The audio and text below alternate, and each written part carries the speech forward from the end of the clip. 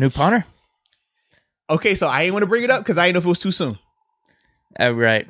Yeah, obviously, that was the only thing, bro. Obviously, condolences to Presley and his family. Major condolences to Presley. Yeah, man, that was sad. For those that don't know, I mean, obviously, it's been pretty much out there. We know last game, that Titans game, Presley Harvin had his father out there who was terminally ill. His last chance to see him play. Obviously, we know how that performance went and things like that. But then finds out that his father passed away. I think he made the announcement on Christmas Day. I don't know if it was necessarily on Christmas, but I know he made the announcement during that time frame. So, yeah, it's tragic. I mean, it sucks anytime you lose a family member, especially a father. I can only imagine what that would be like. I don't even want to imagine that. Oh, that'd be so, terrible. Definitely putting our thoughts and prayers with him. But the other part... Well, I was going to say, probably too early to say punting competition or something like that. Too early for that, but I think we could at least commend his punting. Can we acknowledge him? Yes, because I thought two really good punts. Punted really well. The second one, I feel like the return man misjudged it because it landed on the 10. He's supposed to catch that. That's your rules as a return man. Hills on the 10, Hills on the 10. Catch it on the 10. If you got to back up, let it go.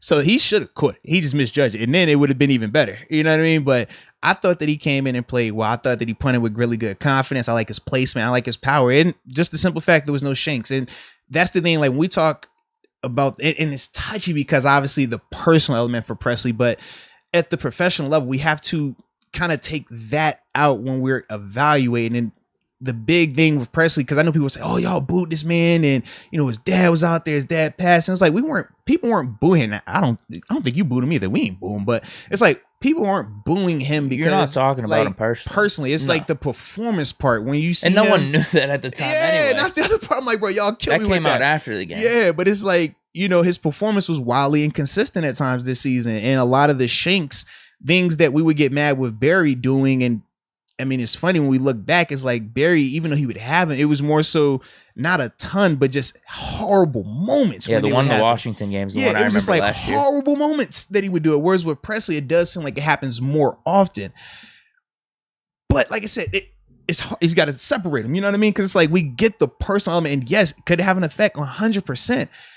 But as a professional, and I speak from experience, guys, as a guy who's had to deal with some hardships during a game, during a season, it's like you have to be able to separate. When you come to work, that's one of the things we say at the Steelers facility all the time, man. Leave your problems at the door. If you got issues with your wife, your kids, people ill, whatever it is, as jacked up as it sounds, you have to leave it at the door because otherwise it will affect your preparation, which then affects your play. People are counting on you. Right. And that's the thing. And it's like, okay, if you're a coach or you're a GM, how much sympathy and empathy can you extend to a guy who's playing bad, but he's struggling because of this, but yet at the same time, with him struggling, that affects your team. If that affects your team, that affects your employment. That affects your employment, affects your livelihood, your family, and so on and so forth. You got that dynamic. So it's like, I get it. It sucks. But at the same time, it's like, you can see how it's affecting so much because of the professionalism with it and because the stakes are so high at the NFL level, right? We talk about winning games and special teams does matter. I just hope that for Presley, man, like he can use this situation hopefully to motivate him as well. You know what I mean? Like, I know like you're dealing with your dad and that's crazy tough, crazy stuff. We see even with Tua dealing with some of that stuff as well, right? Who knows? He might not even be back this season or this week. Who knows how long the grieving process will be for him. And everyone's got their own timeline for that. Yeah, and that's the part where I'm just like, I just hope that he at least gets another opportunity. You know what I mean? To like feel better about his performance, right? Because it's as a player, like you never want your last time being out there. Like if it was a bad problem, like you're gonna think about that a lot. And now you throw in losing your father, it just piles on and piles on. That's the part for me where I'm just like, I hope that he can mentally get in a better place. He can get himself at least some positivity. Because right now it's got to be feeling like, man, this, and now you get, Corliss coming in, he punts well as well. That adds to it. It does. Because you're like, dang, I'm struggling, lost my pop. Guy comes in, he plays well, like, So that's the thing where I'm just like, I hope for him personally he can get that thing together. But it was good to see Corliss come in and have some success. Yeah, you got to give him credit for that. As y'all can see my hat today, man.